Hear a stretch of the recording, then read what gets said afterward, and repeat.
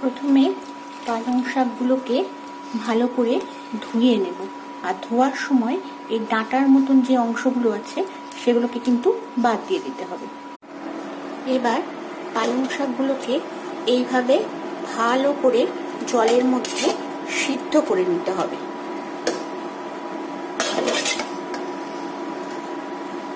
এবার সিদ্ধ করা পালং শাকগুলো এইভাবে একটা মিক্সি বোলের মধ্যে নিয়ে নেব।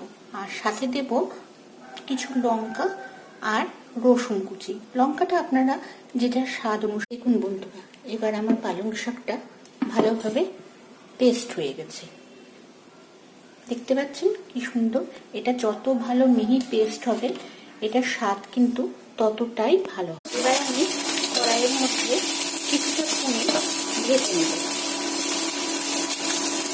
পনিরটা ভাজার সময় একটু উপর থেকে যদি কাশ্মীরি লঙ্কার গুঁড়ো দিয়ে দেওয়া যায় তাহলে পনিরটার কালারটা খুব সুন্দর আসে। যে কোনো ভাজাভাজি করার সময় ইন্ডাকশনে দেখবেন প্রথমে সুইচটা অন করবেন, তারপর ফাংশন মোডে যাবেন, তারপর দেখবেন এখানে পরপর অপশন আছে। যেমন আমি এখানে ডিপ ফ্রাই করব। এই পনির ভাজা কড়াইটাতেই আমি দিয়ে দেব কিছুটা পরিমাণে সাদা তেল। তেলটা গরম হলে এবার দেব গরম মশলা ফোড়ন। আর এখন কিন্তু আমি অপশনটা চেঞ্জ করে দেব। এবার আমি দেব একটু গন্ধ বেরিয়ে আসলে দিয়ে দেবো এতে চিনি। চিনিটা দিলে কি হবে, কালারটা খুব সুন্দর হবে, কিন্তু দেখবেন যেন পুড়ে না যায়। চিনিটা দেওয়ার সঙ্গে সঙ্গে আমি দিয়ে দেব পেঁয়াজ আদা রসুন।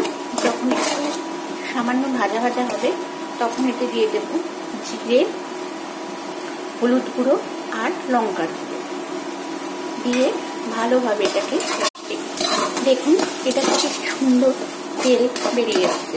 মশলাটা কষতে কষতে ঠিক এইরকম পর্যায়ে যখন চলে আসবে তখন দিয়ে দিতে হবে বেটে রাখা বা পেস্ট করা। আর নামানোর পরে দেখুন ঠিক এইরকম হয়েছে দেখতে পালং পনিরটা, একদম রেস্টুরেন্টের মতন। আর অবশ্যই নামানোর সময় বা নামানোর পরে